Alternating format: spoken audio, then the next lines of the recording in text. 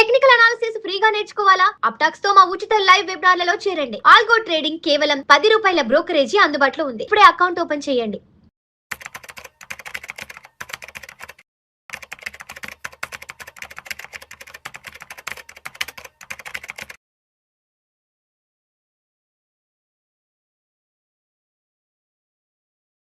రామచంద్రమూర్తి గారు నమస్తే సార్. నమస్తే కృష్ణ గారు. రామచంద్రమూర్తి గారు, ఈ వీడియోలో కాస్త డీటెయిల్గా ఈ లే ఆఫ్లకు సంబంధించి, అంటే ఉద్యోగుల ఊచకోత లేకపోతే ఉద్యోగాల తొలగింపు గురించి కొంచెం డీటెయిల్గా మాట్లాడుకుందాం సార్. ఒకప్పుడు జాబ్ లే ఆఫ్స్ అంటే ఎప్పుడో ఎక్కడో జరిగేది, ఎక్కడో మాట్లాడుకునే వాళ్ళం. అవునండి. ఈరోజు ఎస్పెషల్ ఐటీ సెక్టార్లో ఉద్యోగాల తొలగింపు అనేది నిత్య కృత్యం అయిపోయింది. రేపొద్దున ఆఫీస్కి వెళ్ళేదాకా మన ఉద్యోగం మనకు ఉంటుందా లేదా అన్న సిచ్యువేషన్స్ నడుస్తున్నాయి. ఇప్పుడు కొత్తగా బ్రిటన్కు చెందిన స్టాండర్డ్ చార్టెడ్ రాబోయే 4 ఏళ్లలో 7,000కు పైగా కార్పొరేట్ ఉద్యోగాలను తగ్గించనున్నట్లు ప్రకటించింది. 2030 నాటికి ఎగ్జిక్యూటివ్ సంఖ్యను 15% తగ్గించబోతుందంట. అందరికీ తెలిసిందే, ప్రముఖ బ్యాంకింగ్ స్టాండర్డ్ చార్టెడ్ బ్యాంకింగ్ అంటే చాలా పెద్ద ఇంటర్నేషనల్ కంపెనీ. సో రామచంద్రమూర్తి గారు, ఇంకొక లే ఆఫ్ న్యూస్ ఏంటంటే, ఇంటి నుంచి పని అంటూ 8,000 మందికి మెటా లే ఆఫ్. ఉద్యోగులకు ఈమెయిల్ ద్వారా సమాచారం అంట సార్. ఫేస్బుక్, ఇన్స్టాగ్రామ్, వాట్సాప్ మాతృ సంస్థ మెటా ప్లాట్ఫామ్స్ ప్రపంచవ్యాప్తంగా 8,000 ఉద్యోగాల తొలగింపు ప్రక్రియను ప్రారంభించినట్లుగా తెలుస్తోంది. ఐరోపా, అమెరికా, సింగపూర్లలో కొందరు ఉద్యోగులకు ఇంటి నుంచి పనికి అవకాశం కల్పించి తదుపరి ఉద్యోగం నుంచి తొలగిస్తున్నట్లుగా ఈమెయిల్ ద్వారా సమాచారం పంపించిందంటే మెటా. అంటే రేపటి నుంచి వర్క్ ఫ్రమ్ హోమ్ చేసుకోండి, ఆఫీస్కి రాబలేదంటూ కూడా ఇచ్చింది. తీరా చూస్తే అసలు ఉద్యోగాలే లేవంటూ కూడా మెయిల్ ఇవ్వడం జరిగింది. మరోవైపు పెద్ద పెద్ద బ్యాంకులు కూడా ఉద్యోగాలు తొలగిస్తున్నాయి. ఏంటి, ఎక్కడా కూడా ఎవరు హ్యాపీగా లేరు, ఎక్కడ ఏ కండిషన్ కూడా ఎవరికి అనుకూలంగా లేదు. ఎటు చూసినా ప్రపంచవ్యాప్తంగా ఎటు చూసినా సరే ప్రతికూల వాతావరణం, ప్రతికూల పరిస్థితులే ఉన్నాయి. నాకు తెలిసి వీటన్నింటినీ దృష్టిలో ఉంచుకొని రాబోయే రోజుల్లో ఏదైనా పెద్ద ఉపద్రవం రాబోతోందంటూ మొన్న మోడీ గారు ఏమన్నా ఈ వ్యాఖ్యలు ఏమన్నా చేశారా? అందరూ జాగ్రత్తగా ఉండి, ₹4 దాచిపెట్టుకోండి, డబ్బులు ఖర్చు పెట్టుకోకుండా కూడా వారు చెప్పారు కదా. అంటే భవిష్యత్తులో ఇలాంటి తీవ్రమైన పరిణామాలు, నష్టాలు ఎదుర్కోబోతున్నాం అన్న నేపథ్యంలో ఆయన ఏమన్నా 4 మంచి మాటలు చెప్పారో ఏమనిపిస్తుంది? ఏంటి సార్, ప్రపంచవ్యాప్తంగా ఇలాంటి ఒక పానిక్ సిచ్యువేషన్ నడుస్తుంది? సార్, మంచి క్వశ్చన్ అడిగారు సార్. చాలామంది దీని మీద ఒక రకమైన డిప్రెషన్, అసలు ఒక రకమైన టెన్షన్లో ఉన్నారు. అయితే ఒకసారి ఏంటంటే, ఒక నాణ్యానికి వన్ సైడ్, సెకండ్ సైడ్ కూడా ఒకసారి సెకండ్ సైడ్ కూడా చూస్తే, ఇప్పుడు ఎప్పుడైనా కానీ డిమాండ్ సప్లై అని కంపల్సరీ మార్కెట్ ఉంటుంది. లాస్ట్ 10 years నుంచి ఏంటంటే ఐటీకి డిమాండ్ విపరీతంగా పెరిగేపాటికి సప్లై కూడా అంతే ఇదిగా వచ్చింది. సో ఇప్పుడు ఏమైందంటే, మనం 2000 నుంచి ఒకసారి చూస్తే మీకు 2000 Y2K ప్రాబ్లం అని అసలు యాక్చువల్గా ఐటీ స్టార్ట్ అయింది.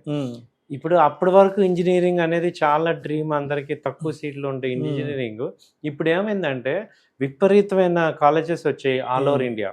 వచ్చేసి ఏమైంది, సప్లై విపరీతంగా పెరిగిపోయింది. అప్పుడేమైంది, మనకి ఇక్కడ ఉన్న పీపుల్ అందరూ కూడా బయటకు వెళ్ళిపోయి జాబులు చేయటం మొదలుపెట్టారు. సో 10 years ఐటీ ఇండస్ట్రీలో బాగా ఎంజాయ్ చేస్తారు. 10 సంవత్సరాలు గట్టిగా 10 సంవత్సరాలు గట్టిగా ఎంజాయ్ చేశాక ఇప్పుడు ఏమైంది, వాళ్ళ మీరే చూడండి, మీ ఇంటి పక్కన ఎంతమంది బీటెక్లో ఉన్నారు. అవును, ఇప్పుడు అసలు డిగ్రీ అసలు లేదు, అసలు డిగ్రీ మర్చిపోయారు. 15-20 ఏళ్ళ డిగ్రీ మర్చిపోయి బీటెక్ ఉండే. ఇప్పుడు మన రాష్ట్రం నుంచే, ఇప్పుడు తెలంగాణ నుంచే 3 లక్షల మంది 4 లక్షల మంది ఎవ్రీ ఇయర్ వస్తున్నారు. అటు ఆంధ్ర నుంచి ఒక 3-4 లక్షల మంది, అంతా 10 లక్షల మంది మన 2 స్టేట్ల నుంచి వస్తున్నారు. మరి వీళ్ళందరికీ ఒకటే జాబ్, ఐటీ సాఫ్ట్వేర్.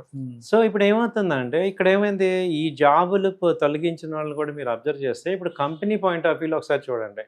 ఇప్పుడు మీకు ₹1,00,000 ఇచ్చే బదులు అదే వరకు 30,000 40,000 చేసేవాళ్ళు ఉన్నప్పుడు నేను కంపెనీ ప్రాఫిట్ చూసుకుని ఉండేవాడిని. కాబట్టి మీరు ఎలా అయితే జాబ్ చూసుకుంటారో, ఇప్పుడు మీరే ఉన్నారు, ఇంకొక మంచి ఆఫర్ వస్తే వెళ్ళిపోతారు కదా. మరి నేను అలాగే ఆలోచించాలి కదా. నాకు ₹1,00,000 ఇచ్చే బదులు 40,000 50,000కి మంచి రిసోర్స్ వస్తున్నప్పుడు అదే 1,00,000కి 2-3 వస్తారు. సో మిమ్మల్ని ఎందుకు ఉంచుకుంటా? సో ఇప్పుడు డిమాండ్ సప్లై ఉంది, అక్కడ సప్లై విపరీతంగా ఉంది, లేబర్ సప్లై విపరీతంగా ఉంది. యంగ్ జనరేషన్ అంతా మేము రెడీ అంటున్నారు. ఇప్పుడు మీకు 20 లక్షలు 30 లక్షలు ఏది నెలకి ప్యాకేజ్ ఇచ్చి 2 కోట్లు పర్ యానం ఇచ్చే బదులు నేను అది కాస్ట్ కటింగ్ చేసుకోవచ్చు కదా. సో కంపెనీ ఎక్స్పాన్షన్ అవుతుంది. మిమ్మల్ని తీయటం వల్ల 4-5కి ఎంప్లాయ్మెంట్ ఇస్తున్నట్టు కూడా ఒక చెప్తున్నారు కంపెనీ. సో ఇప్పుడు ఇంకోటి ఏంటి, మీ ఏజ్ అయిపోతుంది 50 ఏళ్ళు, వాళ్ళు తీసిన వాళ్ళందరినీ చూస్తే 50 ఏళ్ళు మినిమం ఉంటాయి. ఆల్మోస్ట్ అంతా ఒక 20 years ఎక్స్పీరియన్స్ ఉన్న సీనియర్ మోస్ట్ ప్రాజెక్ట్ మేనేజర్లు, డెలివరీ మేనేజర్స్ ఆ రేంజ్ లో ఉన్న వాళ్ళే. ఇప్పుడు వీళ్ళందరూ ఏంటంటే, ఇప్పుడు మెటా కానీ, మన ఇన్ఫోసిస్ కానీ, టీసీఎస్, ఇప్పుడు ఇవన్నీ సర్వీస్ ఇండస్ట్రీ. ఇప్పుడు ఇదంతా ఏఐకి మారుతున్నప్పుడు ఎంప్లాయీస్ కూడా మారాలి కదా, స్కిల్ అప్గ్రేడ్ చేసుకోవాలి. ఇప్పుడు 50 ఏళ్ళు 55 ఏళ్ళు ఏం చేసుకుంటారు, వాళ్ళు మాత్రం చేయలేకపోతున్నారు. వాళ్ళు ఎప్పుడో 99, 2000 ఆ టైంలో ఎంటర్ అయ్యారు, వాళ్ళందరూ ఇప్పుడు 50-55కి వచ్చేస్తుంటారు కదా. కాబట్టి ఇప్పుడు మీరు స్టాండర్డ్ చార్ట్ అవ్వచ్చు, లేకపోతే ఏ కంపెనీ అయినా, ఇప్పుడు మొన్న కూడా టీసీఎస్ తీసేమన్నారు, ఇన్ఫోసిస్ మన ఇండియాలో కూడా జరుగుతున్నాయి. అయితే షిఫ్ట్ ఏమవుతుందంటే, ఓన్లీ హయ్యర్ లెవెల్ వీళ్ళకి అప్గ్రేడ్ అవ్వలేరు అనే వాళ్ళకి మాత్రమే 6 months శాలరీ అడ్వాన్స్ ఇచ్చి, అవి పాలసీలు అన్నీ ఉన్నాయన్నమాట, అవన్నీ ఇచ్చి పంపిస్తున్నారు. ఈవెన్ మనకి ఇప్పుడు గూగుల్ కానీ, తర్వాత మైక్రోసాఫ్ట్ కానీ, వీళ్ళందరూ కూడా ఎగ్జిట్ పాలసీలు చెప్తున్నారు అనమాట. ఎర్లీ రిటైర్మెంట్ తీసుకోండి, ఎందుకంటే వరల్డ్ చేంజ్ అవుతుంది హై ఫాస్ట్లో. ఇప్పుడు మీకు ఇష్టం లేకపోయినా ఏఐ అనేది మన జీవితాల్లోకి వచ్చేస్తుందని 2-3 ఏళ్ళ క్రితమే మనం అర్థమవుతుంది. సో ఇప్పుడు ఏఐ వచ్చేసింది, తర్వాత రోబోటిక్స్ వచ్చేస్తున్నాయి, తర్వాత ఇప్పుడు మన ముందుకెళ్ళిపోతుంది టెక్నాలజీ పరంగా, ఇన్నోవేషన్స్ పరంగా వెళ్ళిపోతుంది. అలాంటప్పుడు ఫిట్టెస్ట్ ఫర్ ద సర్వైవల్ అని కింద జనరేషన్ కి ఇవ్వాలి కదా. సో వీళ్ళు పెనిట్రేట్ చేస్తున్నారు ఇప్పుడు అదే స్కిల్స్ ని. ఇప్పుడు 20 years ఉండే అతను కొత్త టెక్నాలజీ ఏఐ మారేపాటికి ఆయన 0 అయిపోయాడు. ఈ కొత్త వాళ్ళు ఏమవుతున్నారు, స్కిల్స్ డెవలప్ చేసుకోగలరు, వీళ్ళకి యంగ్ జనరేషన్ కాబట్టి వీళ్ళు మేము రెడీ అంటున్నాం, కాస్ట్ తగ్గుతుంది. అంటే ఈ పాయింట్ ఆఫ్ వ్యూలో మీరు ఆలోచిస్తే మీకు రియాలిటీ అర్థమవుతుంది, బిజినెస్ రియాలిటీ. కాబట్టి ఏమవుతున్నామంటే, ఇది వీళ్ళు జాబ్ పోవటం ఒక రకంగా బాధే, కానీ కొత్త జనరేషన్కి ఛాన్స్ ఉంది. సో కొత్త వాళ్ళకి ఎక్కువ మందికి వర్కౌట్ అవుతుంది. ఇప్పుడు మీకు ఇచ్చే కాస్ట్తో 4-5 శాలరీస్ ఇవ్వగలుగుతున్నాం, దానివల్ల కంపెనీ కాస్ట్ కటింగ్ అవుతుంది, లాంగ్ రన్లో కంపెనీ బెనిఫిట్ అవుతుంది. ఇప్పుడు అందరం కన్నా కంపెనీ బాగుండాలి, కంపెనీ బాగుంటేనే. ఇప్పుడు మనం చూసారు, అప్గ్రేడ్ కాలేదు, కోడక్ ఏమైపోయింది, కోడక్ లాంటి కంపెనీ జపాన్ లో నెంబర్ 1 కంపెనీ కోడక్. మన కెమెరాలు, ఫిల్ములు ఒక 25 ఏళ్లకు ముందు 32 ఉండేటి ఫిల్ములు, రీల్స్, ప్రతి వాళ్ళు కోడక్ అనే వాళ్ళం ఇండియాలో కూడా, కెమెరాలు. అదేమైంది, అప్గ్రేడ్ అవ్వాలా, ఏమైంది, కంపెనీ మూసిపోయింది.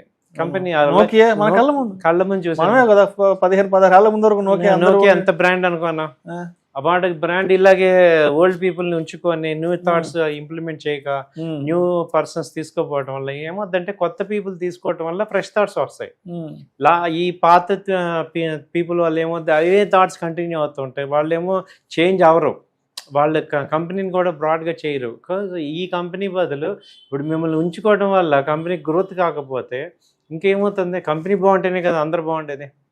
సో ఈ పాయింట్ ఆఫ్ వ్యూలో ఇప్పుడు ఆలోచించాల్సింది ఏంటంటే, ఇది కామన్ చేంజ్. ఎవరైతే అవ్వకపోతారో, చేంజ్ అవ్వకపోతే అందరు, ఇప్పుడు మన ఫీల్డ్ తీసుకుంటే, అంతకుముందు టీవీ 4 ఛానల్స్ ఉండేవి, ఇవాళ ఏమైంది, ఇప్పుడు మన తెలుగులోనే లెక్క పెట్టలేనన్ని ఛానల్స్ ఇవాళ యూట్యూబ్ వచ్చేసింది. ఇప్పుడు యూట్యూబ్ ని శాటిలైట్ ఛానల్ బీట్ చేయాల్సి వస్తుంది. సో అప్గ్రేడ్ కంపల్సరీ ప్రతి ఫీల్డ్ లో ఉంది. ఇప్పుడు శాటిలైట్ ఎంతమంది జాబులు పోతున్నాయి.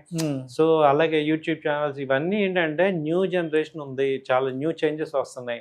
వాటిని తగ్గట్టుగా మనని మార్చుకోకపోతే మీకు 50 ఏళ్ళ 20 ఏళ్ళ సంబంధం లేదు. న్యూ కాన్సెప్ట్కి మీరు మారాలి, లేకపోతే మీరు ఐసోలేట్ అయిపోతారు. అదే ఇప్పుడు జరుగుతుంది. తర్వాత ఈ H1B వీసా హోల్డర్లకు సంబంధించి కూడా చాలా బ్యాడ్ న్యూస్ వచ్చింది. లే ఆఫ్స్ దెబ్బకు రోడ్డును పడ్డ H1B వీసా హోల్డర్లు 2 నెలల్లో ఇండియాకు తిరిగి రావాల్సిందే. అమెరికా కల సాకారమైందని మురిసిపోతున్న వేళ ఒక లే ఆఫ్ ఈమెయిల్ వేలాది మంది భారతీయ ఐటీ ఉద్యోగుల జీవితాలను తలకిందులు చేస్తోంది. మెటా, అమెజాన్, ఒరాకిల్ వంటి టెక్ దిగ్గజాలు భారీగా ఉద్యోగాల కోతల్లో చిక్కుకున్న H1B వీసాలపై పనిచేస్తున్న భారతీయులు ఇప్పుడు సంక్షోభంలో మునిగిపోయారు. అంటే అమెరికాలో ఉద్యోగం చేయడం, డాలర్ డ్రీమ్స్ అనేవి ఒకప్పుడు ఒక పెద్ద లైఫ్ టైం అచీవ్మెంట్. అంటే ఇంట్లో కొడుకుని అమెరికా పంపించడం అనేది ఒక ఇంకా అంతకు మించిన అచీవ్మెంట్ ఉండేది కదా పేరెంట్స్ కి. అక్కడికి వెళ్ళి చదువుకునే వాళ్ళు, అక్కడికి ఒక్కసారైనా వెళ్ళి జాబ్ చేసి ఒక 1-2 years జాబ్ చేసి రావాలనుకుంటున్నారు. డాలర్ డ్రీమ్స్ ఇవన్నీ కూడా ఈ రోజు ట్రంప్ దెబ్బకి ఈ డాలర్ డ్రీమ్స్ అన్ని కూడా చల్లా చెదరై పడిపోతున్నాయి. చెప్పాలంటే అమెరికాలో ఉండే వాళ్ళ పరిస్థితి ఎలా ఉందంటే, చాలా మంది భార్యాభర్తలు ఇద్దరు ఉద్యోగాలు కోల్పోయి భారతదేశానికి తిరిగి రావడానికి ఫ్లైట్ ఖర్చులకి కూడా డబ్బులు లేవండి సార్. ఇది సిచ్యువేషన్. అంటే ఒకప్పుడు ఆహా అమెరికా, ఓహో అమెరికా అనుకున్న వాళ్ళు ఈరోజు అమెరికాలో ఉద్యోగం అంటే పిల్లని కూడా ఇవ్వలేనంత. అంటే అమెరికాలో జాబ్ అంటే ఇప్పుడు గ్యారంటీ లేదు, నో గ్యారంటీ. అవునండి. సో ఎట్లా చూడాలి అసలు? ఒకప్పుడు అబ్బా ఆహా ఏదో బ్రహ్మ పదార్థం అద్భుతం అనుకున్నది అవునండి. ఈ రోజు అసలు అదేదో వేస్ట్ అన్నట్టు విసిరిపారేస్తారు. ఎట్లా చూడాలి? మొన్న మనకి బంగ్లాదేశ్ వాళ్ళు ఎలక్షన్స్ లోకి వచ్చారు అని 1,00,000 మంది దాకా మన ఇండియాలో ఉన్నారు అని వింటేనే మనం ఎంత ఫీల్ అయ్యాం అంటే పక్క దేశం వాళ్ళు 1,00,000 మంది అక్రమంగా వచ్చేసారు, మన భారతదేశంలో ఉన్నారు, పశ్చిమ బెంగాల్లో ఉన్నారు అంటే మనం ఎంత ఫీల్ అయ్యాం. మరి అమెరికాలో మరి వాళ్ళు కాకుండా వేరే వాళ్ళు ఎక్కువైపోతుంటే వాళ్ళకి ఫీలింగ్ రాదా? సో ఇప్పుడు అమెరికన్స్కి అమెరికాలో ప్లేస్ లేకుండా మిగతా కంట్రీ వాళ్ళందరూ వచ్చేసేసి వాళ్ళ ఆపర్చునిటీస్ని వాళ్ళ ఉద్యోగాలను తీసుకొని వాళ్ళేమో ఎక్కడికి వెళ్ళడానికి లేకుండా అయిపోతే మరి అమెరికన్స్కి ఫీలింగ్ రాదా? ఇప్పుడు కొన్ని ఏరియాలో అసలు ఈవెన్ మన ఆంధ్ర వాళ్ళు ఎక్కువ డామినేట్ చేసే ఏరియాస్ ఉన్నాయి, కొన్ని డల్లాస్ కానీ అలాంటి ఏరియాస్లో అంత పెనట్రేట్ అయిపోయారు. ఏది ఎక్కువగా ఇండియన్స్, తర్వాత చైనీస్, వీళ్ళందరూ ఏమైందంటే అమెరికాలో చాలా పెనిట్రేషన్ వచ్చేసింది. ఇప్పుడు వాళ్ళకి ఏమవుతుంది, అంతమందిని చూసి మనకైతే ఎలా వచ్చిందో మనం పంపించాం కదా, అలాగే వాళ్ళకి రాదంటే. ఇండియన్స్ ఉన్న చాలా ప్రాంతాల్లో అక్కడ మన ఇండియన్స్ కంప్లీట్ గా మన ట్రెడిషన్స్ అక్కడికి తీసుకెళ్లిపోవడము, అక్కడ మన ఫెస్టివల్స్ టూ మచ్ గా సెలబ్రేట్ చేసుకోవడము, సినిమా హాల్కి వెళ్తే అక్కడ సినిమా హాల్ ఎగరడం, గెంతడం, ఆ స్క్రీన్ లో జించేయడం, ఆ పేపర్లు విసిరేయడం, ఆ తర్వాత ఇక్కడ ఏదైనా ఇండియాలో ఎలక్షన్స్ ఉన్నప్పుడు అక్కడ పొలిటికల్ పార్టీస్ ర్యాలీలు నిర్వహించడము, ఆ తర్వాత ఏదైనా కొత్త సినిమా రిలీజ్ అయితే అక్కడ కార్లు ర్యాలీలు, అంటే వాళ్ళకి విసుగొచ్చి చిరాకు వచ్చేస్తుంది. సో ఇప్పుడు ఎంత భరిస్తారు? మనమే బంగ్లాదేశ్ వాళ్ళు వచ్చారంటేనే మనకి అంత ఫీలింగ్ ఉన్నప్పుడు మీరు మరి అమెరికా వాళ్ళు వాళ్ళ ఓన్ ల్యాండ్ లో వీళ్ళందరూ వచ్చేసి ఎప్పటి నుంచో తెచ్చి వాళ్ళకన్నా ఎక్కువ బతుకుతున్నారంటే వాళ్ళకి అనిపించదా? వాళ్ళ కల్చర్ ఏంటి, హ్యాపీగా 5 day వీక్ లాగా ఎంజాయ్ చేసే కల్చర్. మనం వెళ్ళి 4-5 ఇల్లు ఒక్కొక్కళ్ళు 4 మినిమం కొంటున్నారు ఒక్కొక్క ప్లేస్ లో కొంటున్నారు. చాలా మంది యుఎస్ లో ఉండే వాళ్ళు ఫ్రెండ్స్ చెప్తుంటారు, 3-4 years వీక్ 4-5 కోట్లు పెట్టి వెళ్ళుకున్నాను, మళ్ళీ ఇంకో 2-3 కొంటున్నాను. మరి వాళ్ళకి ఆ డిస్పారిటీ కనపడుతున్నప్పుడు ఏమైంది, అసలు ట్రంప్ని ఎన్నుకుంది ఆ పాయింట్ మీద.